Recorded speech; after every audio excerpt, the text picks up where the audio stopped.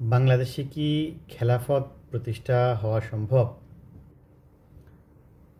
তো একজন আমাকে জিজ্ঞেস করছিল, তা আমি উত্তর দিছিলাম যে সম্ভব না, 1000 বছরেও সম্ভব না।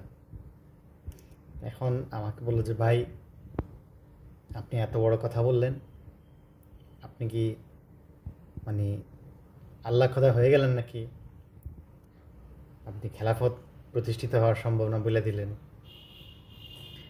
এখন আমি বললাম যে আমি যে সম্ভব না বলছি, কেন বলছি সেটা আমাকে জিজ্ঞেস করো, যে ভাই আপনি কেন বলছেন যে খেলাফত প্রতিষ্ঠা হওয়া সম্ভব না? এখন আমি বললাম যে ভাই, খেলাফত কিভাবে প্রতিষ্ঠিত হবে? বাংলাদেশে তো খেলাফত আছে, থাকলে কিভাবে প্রতিষ্ঠিত হয়? বাংলাদেশ না থাকলে আপনি প্রতিষ্ঠা করতে পারবেন, আপনি যদি থাকে তাহলে কিভাবে প্রতিষ্ঠা করবেন? আপনার বাংলাদেশে আমাদের জামাতের এক ধরনের খেলাফত আছে, চরমনায়ের এক ধরনের খেলাফত আছে, হেফাজতের এক ধরনের খেলাফত আছে। এইভাবে বাংলাদেশে আরও অনেক অনেক হচ্ছে যে বিভিন্ন অলি আল্লাহ, বিভিন্ন লোক, মানে মাজার ভিত্তিক সবারই আলাদা আলাদা খেলাফত আছে। এত খেলাফত যখন থাকবে, আপনি খেলাফত প্রতিষ্ঠা করতে পারবেন না তো 1000 বছরেও। খেলাফত যদি থাকে, আপনি কিভাবে প্রতিষ্ঠা করবেন? এখন এটা তো সমস্যার কথা বললাম। এখন আমাকে প্রশ্ন করেন যে তাহলে খেলাফত ভাই কিভাবে প্রতিষ্ঠিত হবে? তো ভাই, খেলাফত প্রতিষ্ঠিত হবে সেই দিনই যেদিন আপনি এই সব খেলাফত ভাঙতে পারবেন। খেলাফত তো আপনি যদি দেশে খেলাফত প্রতিষ্ঠা করেন, তাহলে তো একটা খেলাফত হবে, এত হাজার হাজার খেলাফত হবে না তো। তাহলে আপনাকে কি করতে হবে? এই খেলাফতগুলোকে ভাঙতে হবে, ভেঙে একটা খেলাফতে আসতে হবে, প্রতিষ্ঠার চিন্তায় আসতে হবে। তাহলে আপনি সেই দিনই খেলাফত প্রতিষ্ঠা শুরু করতে পারবেন, দেন তারপরে আস্তে আস্তে আপনি প্রতিষ্ঠা করবেন। এখন এখন আপনি বুঝবেন ভালো করে, খেলাফত কি প্রতিষ্ঠা করা সম্ভব নাকি সম্ভব না। কেন বলছি আমি যে সম্ভব না? কারণ এই দেশে যারা, বিশেষ করে ইসলামী দলগুলো, বিভিন্ন দল আছে, অনেক দল বাংলাদেশে, তো বাম দল মধ্যপন্থী দলের চেয়েও সম্ভবত ইসলামী দল বেশি। সবারই চিন্তাধারা আলাদা, সবারই খেলাফত আলাদা। তো যে সমাধানটা হলো যে এই খেলাফত ভেঙে যেদিন একটা জায়গায় সবাই চিন্তা করতে পারবে শুধুমাত্র, সেদিনই খেলাফত প্রতিষ্ঠা করা সম্ভব। এখন এই খেলাফতগুলো ভেঙে একটা জায়গায় আনতে পারবেন কিনা, এটা আপনি চিন্তা করেন। আমি আর চিন্তা করতে পারতেছি না আর কি। আমার মনে হয়েছে সম্ভব না, কারণ সবাই সবার খেলাফত ধরে রাখতে চায়, যেই কারণে আমার মনে হয়েছে যে সম্ভব না। এটা ইতিহাস ঐতিহ্যগতভাবে। এখন আরেকটা প্রশ্ন, সেটা হচ্ছে যে এই যে সরকার চলে যাওয়ার পরে বেশ কিছুদিন ধরে খেলাফতের একটা একটা মানে হাইপ উঠছে। ফেসবুকে কোনো পোস্ট দিলে, কোনো করলেই হুট করে কমেন্টস করে দিত, গণতন্ত্রবাদ, খেলাফত লাগবে। তো এইখানে আরেকটা কথা বলি নেই তো, খেলাফত লাগবে, খুব ভালো কথা, খেলাফত ভালো জিনিস, হ্যাঁ। এখন অনেককে আমি প্রশ্ন করলাম যে ভাই, খেলাফত তো লাগবে সেটা বুঝলাম, কিন্তু খেলাফতটা কী জিনিস আপনি একটু বলেন না বুঝায়। মানে খেলাফত বলতে কি বোঝেন? গণতন্ত্র বলতে তো আমরা বুঝি যে এই হচ্ছে গণতন্ত্র। এখন খেলাফত বলতে আপনি কি বোঝেন, একটু বলেন না বুঝায়। তো তার উত্তর একটা, খেলাফত মানেই খেলাফত, ইসলামী আইন চলবে, এটাই খেলাফত। ঠিক আছে, এতটুকুই উত্তর দিতে পারে, আর কোনো উত্তর নাই তার, আর কিছু সে জানে না। এখন আপনি বলেন, সমস্যা নেই, কিন্তু আপনি না জানে বললে তো হবে না রে ভাই। কারণ হচ্ছে কি, ওকে আপনি খেলাফত প্রতিষ্ঠা করতে চান, এটা খুবই ভালো কথা।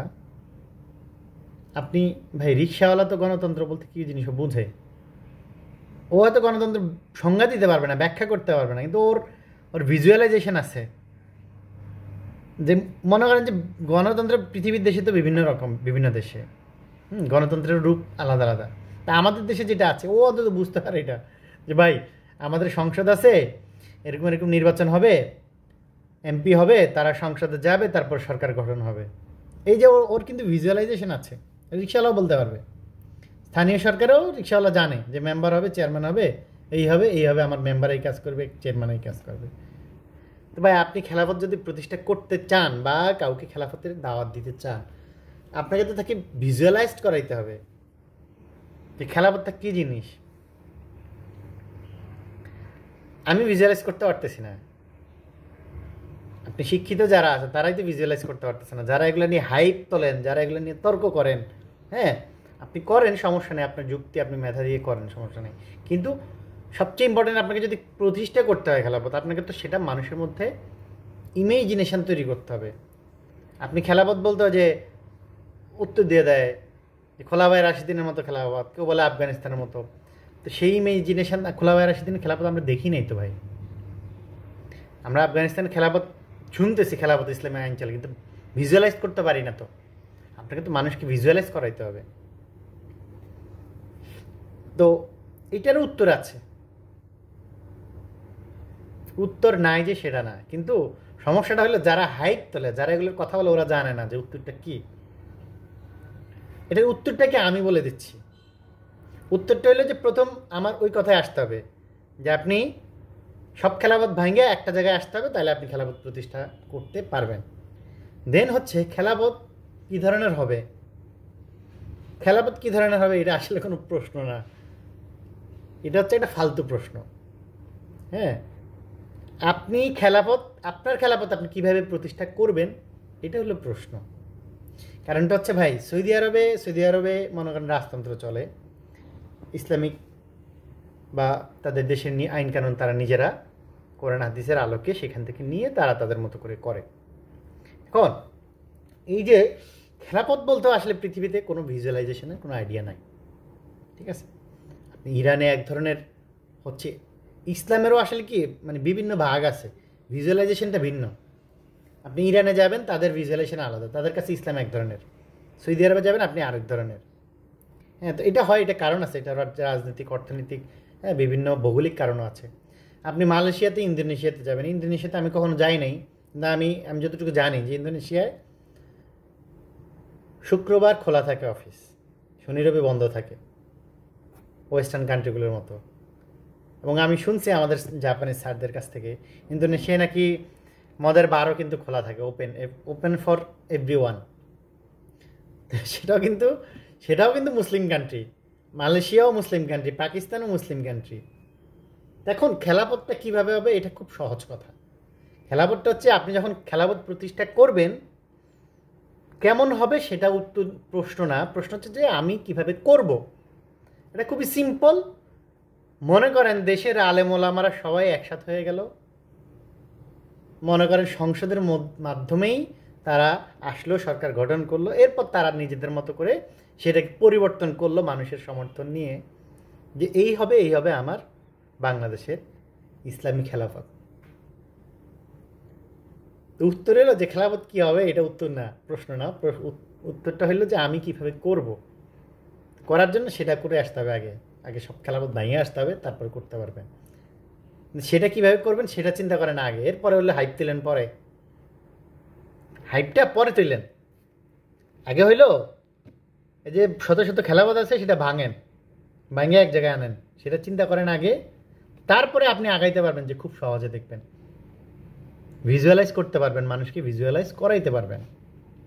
তো এই কথাটা মনের মধ্যে অনেক দিন ছিল, বলতে পারিনি, আজকে সময় পাইলাম, বলে নিলাম। সবাই ভালো থাকবেন, ধন্যবাদ।